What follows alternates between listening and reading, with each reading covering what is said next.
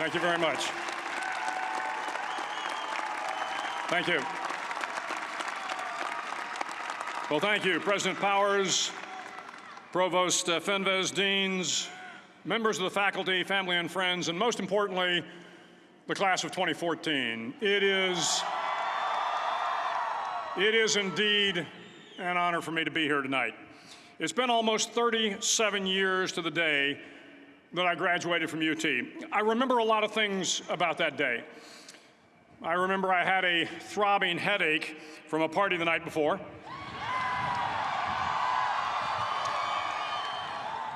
I remember I had a serious girlfriend, who I later married.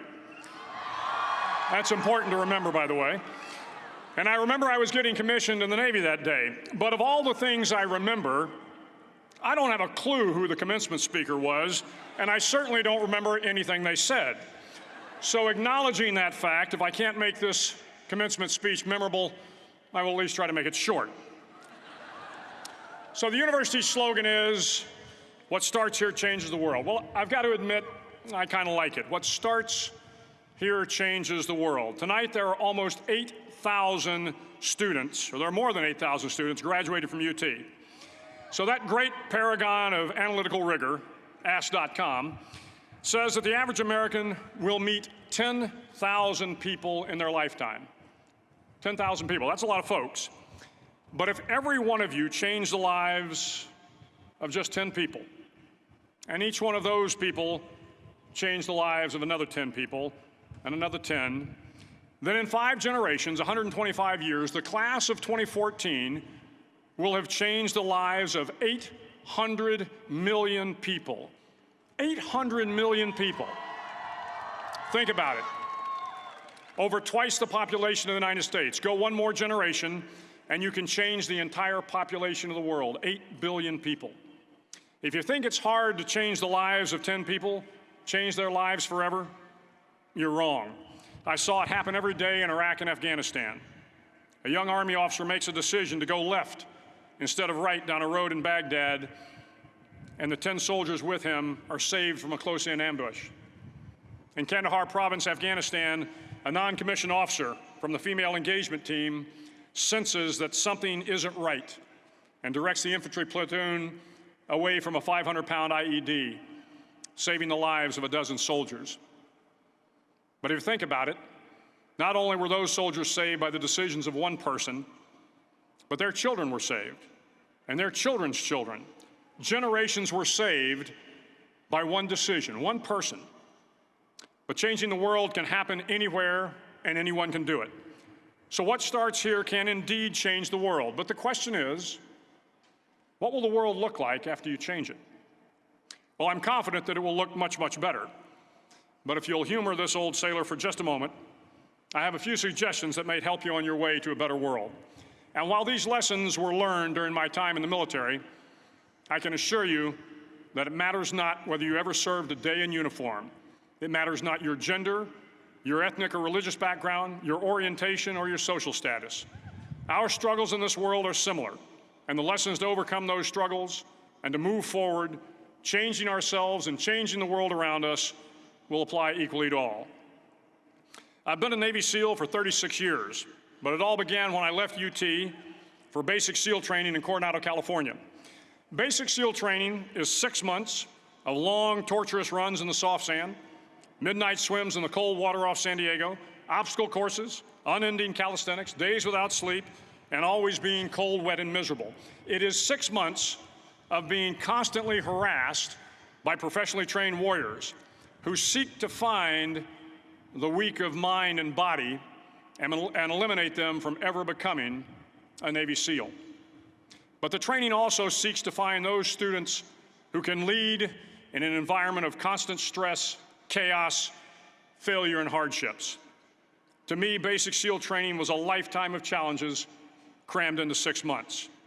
So here are the 10 lessons I learned from basic SEAL training that hopefully will be of value to you as you move forward in life.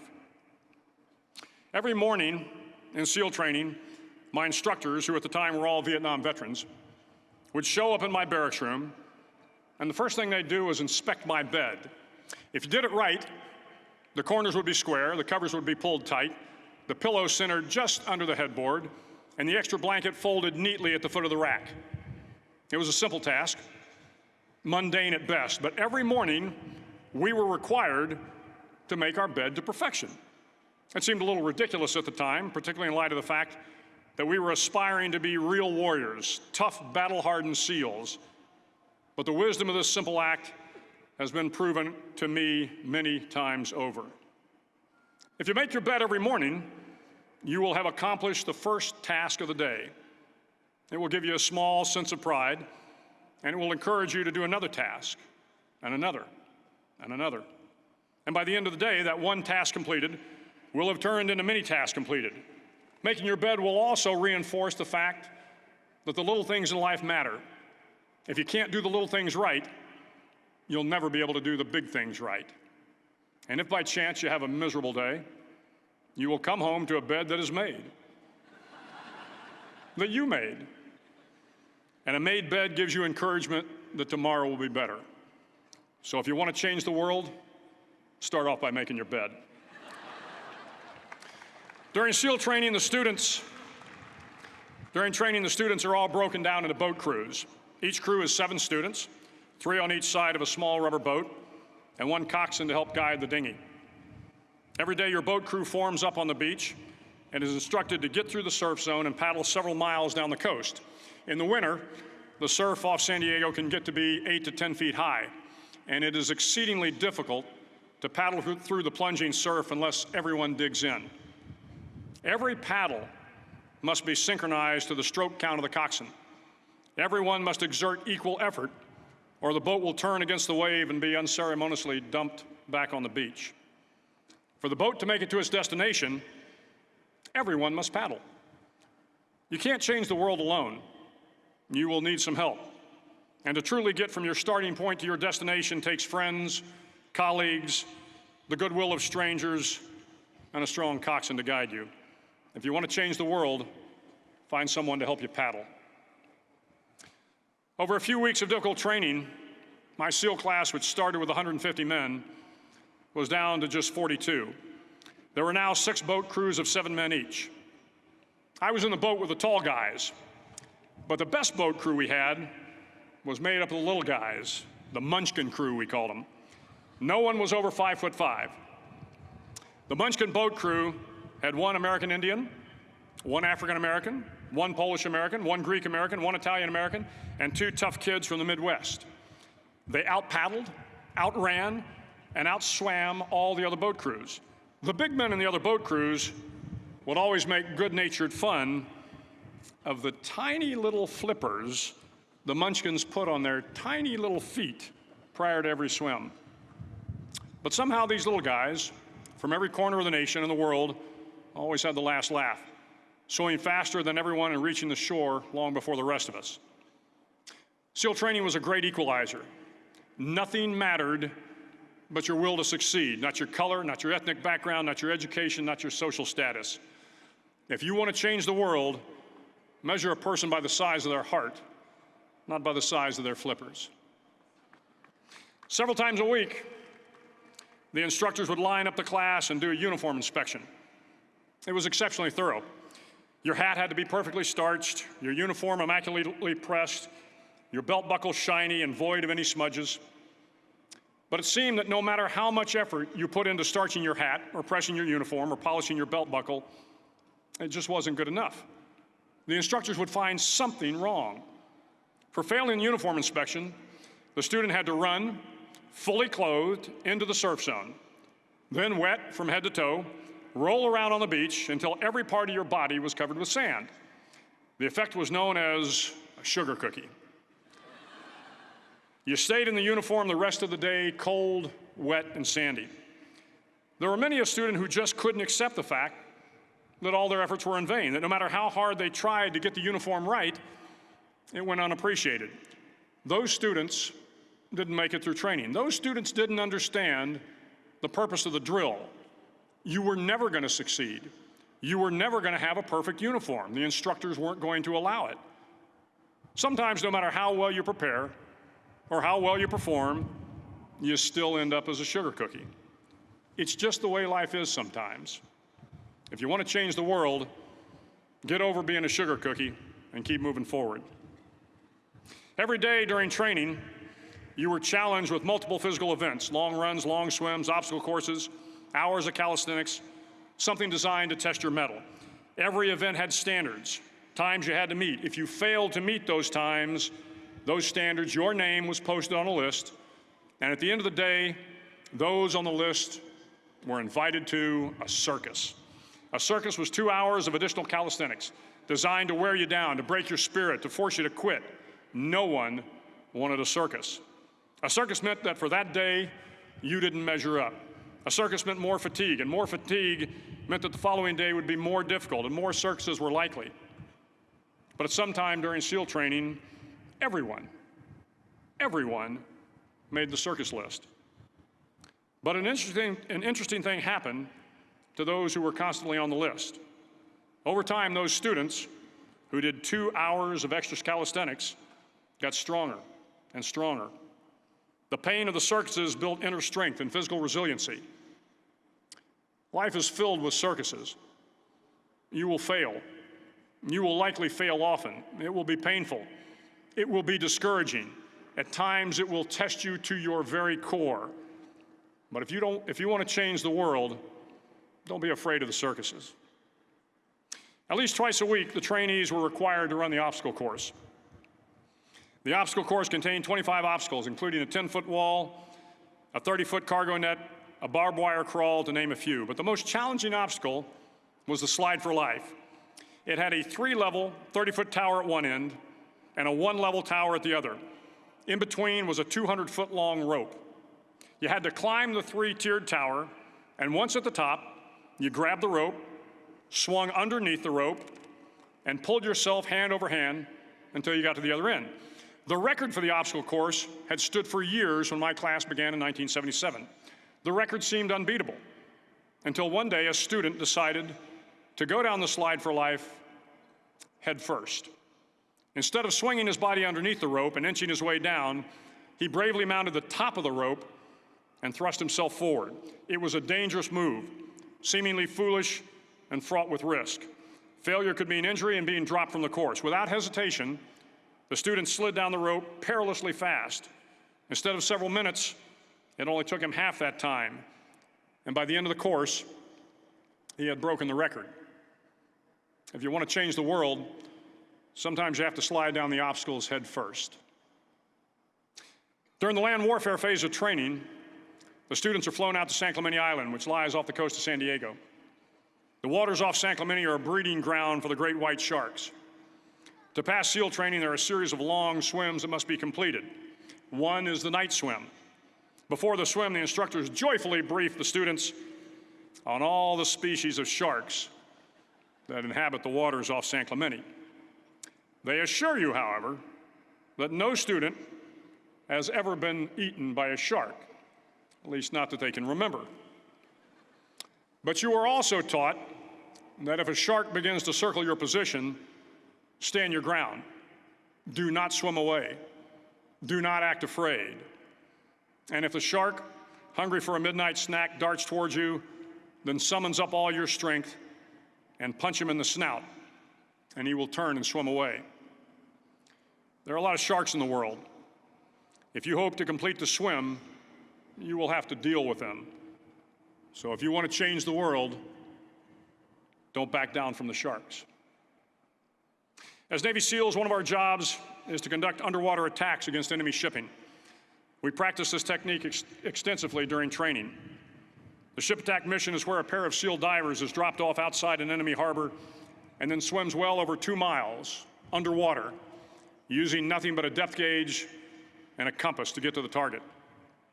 During the entire swim, even well below the surface, there is some light that comes through. It is comforting to know that there is open water above you. But as you approach the ship, which is tied to a pier, the light begins to fade. The steel structure of the ship blocks the moonlight. It blocks the surrounding street lamps. It blocks all ambient light. To be successful in your mission, you have to swim under the ship and find the keel, the center line, and the deepest part of the ship. This is your objective. But the keel is also the darkest part of the ship, where you cannot see your hand in front of your face, where the noise from the ship's machinery is deafening, and where it gets to be easily disoriented, and you can fail. Every SEAL knows that under the keel, at that darkest moment of the mission, is a time when you need to be calm, when you must be calm, when you must be composed, when all your tactical skills, your physical power, and your inner strength must be brought to bear. If you want to change the world, you must be your very best in the darkest moments. The 9th week of training is referred to as Hell Week. It is 6 days of no sleep, constant physical and mental harassment, and one special day at the Mud Flats. The Mud Flats are an area between San Diego and Tijuana where the water runs off and creates the Tijuana Sloughs, a swampy patch of terrain where the mud will engulf you. It is on Wednesday of Hell Week that you paddle down to the Mud Flats and spend the next 15 hours trying to survive this freezing cold, the howling wind, and the incessant pressure to quit from the instructors. As the sun began to set that Wednesday evening, my training class, having committed some egregious infraction of the rules, was ordered into the mud. The mud consumed each man till there was nothing visible but our heads. The instructors told us we could leave the mud if only 5 men would quit. Only 5 men, just 5 men, and we could get out of the oppressive cold. Looking around the mud flat, it was apparent that some students were about to give up. It was still over 8 hours till the sun came up. 8 more hours of bone-chilling cold. The chattering teeth and the shivering moans of the trainees were so loud, it was hard to hear anything. And then one voice began to echo through the night. One voice raised in song. The song was terribly out of tune, but sung with great enthusiasm. One voice became 2, and 2 became 3, and before long, everyone in the class was singing. The instructors threatened us with more time in the mud if we kept up the singing, but the singing persisted. And somehow the mud seemed a little warmer, and the wind a little tamer, and the dawn not so far away. If I have learned anything in my time traveling the world, it is the power of hope, the power of one person, a Washington, a Lincoln, King, Mandela, and even a young girl from Pakistan, Malala. One person can change the world by giving people hope. So if you want to change the world, start singing when you're up to your neck in mud. Finally, in SEAL training, there's a bell. A brass bell that hangs in the center of the compound for all the students to see. All you have to do to quit is ring the bell. Ring the bell, and you no longer have to wake up at 5 o'clock. Ring the bell, and you no longer have to be in the freezing cold swims. Ring the bell, and you no longer have to do the runs, the obstacle course, the PT, and you no longer have to endure the hardships of training. All you have to do is ring the bell to get out. If you want to change the world, don't ever, ever ring the bell. To the class of 2014, you are moments away from graduating, moments away from beginning your journey through life, moments away from starting to change the world for the better. It will not be easy, but you are the class of 2014, the class that can affect the lives of 800 million people in the next century. Start each day with a task completed. Find someone to help you through life. Respect everyone. Know that life is not fair and that you will fail often. But if you take some risks, step up when the times are the toughest, face down the bullies, lift up the downtrodden, and never, ever give up. If you do these things, the next generation and the generations that follow will live in a world far better than the one we have today. And what started here will indeed have changed the world for the better. Thank you very much. Hook 'em horns.